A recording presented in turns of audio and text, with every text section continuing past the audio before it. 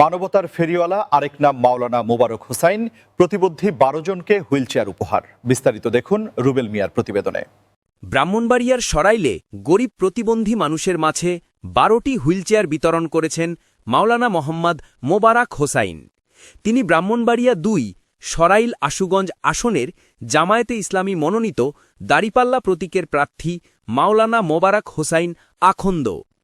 অনুষ্ঠানের শুরুতে পবিত্র কোরআন থেকে তেলাওয়াত করেন মাওলানা আতাউল্লাহ বুখারী।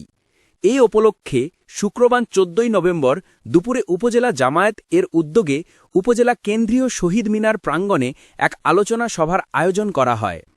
উপজেলা জামায়াতে ইসলামীর আমির এনাম খান এর সভাপতিত্বে অনুষ্ঠিত সভায় প্রধান অতিথির বক্তব্য দেন জেলা জামায়াতে ইসলামীর আমির কেন্দ্রীয় মজলিসের শুরা সদস্য মাওলানা মোবারক হোসাইন আখন্দ।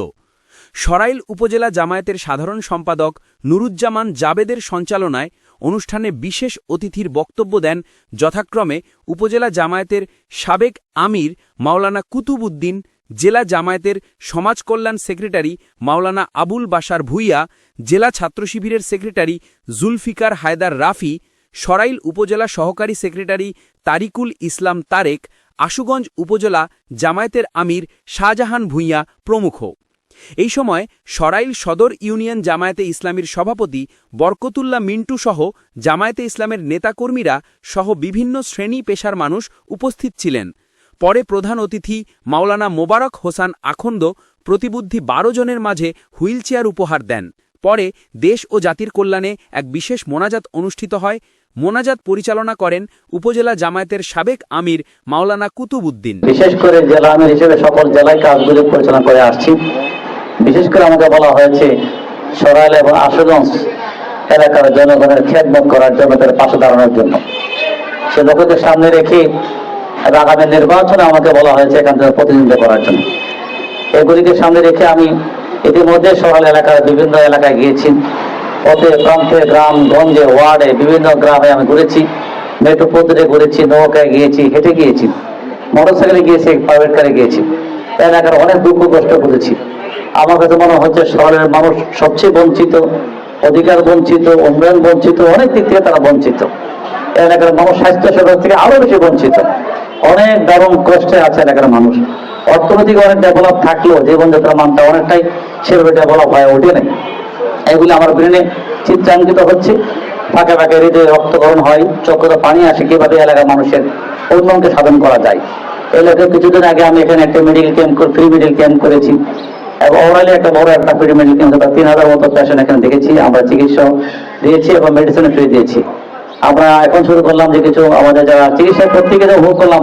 আমি যেখান থেকে ফিল করলাম এখানে যখন এই মাঠেই আমরা একটা ফ্রি মেডিকেল ক্যাম্প করলাম। একজন বোন আসছিল, দেখলাম যে উনি হাঁটতে পারে না। আমার কাছে বললো ভাই আমি তো হাঁটতে পারি না। তখন ব্রেনে চিন্তা আসলো এবং কিছু চেয়ার দিতে পারলে আমাদের বন্ধুরা যেন হাঁটতে পারে। সেদিন থেকে আমার মনে চিন্তা আসলো আমি কিছু চেয়ারের ব্যবস্থা করবো। আলহামদুলিল্লাহ আমি অনেকগুলি চেয়ারের ব্যবস্থা করছি। কিছু আমরা আশ্রম এক জায়গায় দিয়েছি। আজকে আমরা এবং আমাদের ওরালে গিয়ে আমরা একটা চেয়ার দিয়ে আসছি, গ্রামে বাইরে দিকে চেয়ার দিয়ে আসছি। আজকে চিন্তা করলাম কয়েকটি চেয়ার আমরা এখানে বিতরণ করে আমরা চেষ্টা করবো আস্তে আস্তে তৃণমূল পর্যায়ে আরো কোনো সেবা কার্যক্রম হাতে নেওয়া যায় কিনা। আমি বরাবরই আমার বক্তৃতা আপনারা ইউটিউবে দেখবেন বা ফেসবুকে দেখছেন, আমি সবসময় বলে আসছি আমি তথাকথিত রাজনৈতিক নেতা হতে আসিনি, সরকারের রাজনৈতিক নেতা হতে আসিনি, আমি এমপি হতে আসিনি। আমি আসছি এর মাধ্যমে জনগণের খেদমত করতে চাই, জনগণের খাদেম হতে চাই, জনগণের সেবক হতে চাই।